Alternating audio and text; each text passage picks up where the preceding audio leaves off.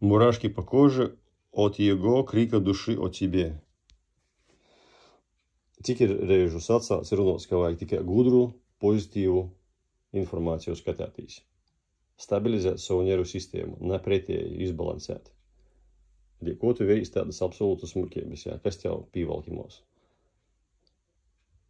Просто интересно saklausīties, ko stosta. Jā, krik duši o тебе, да. Tad absolūti disbalansējušs, namīrīgs video, jā. Vai uzvarās ir?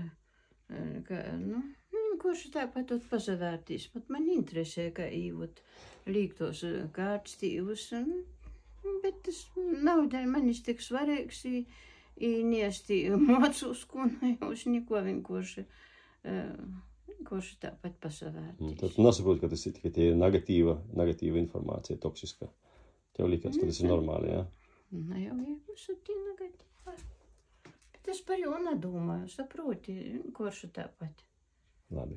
Māma, ja ir negatīva... Nav, man svarīga, nies jūs klausos. Tu veri sistemāts, pilns telefons ar tādām muļķībām, jā, tad, ja ir toksiska negatīva informācija, kuru nedrīkst skatīties, ir ītot nicīgi absolūti.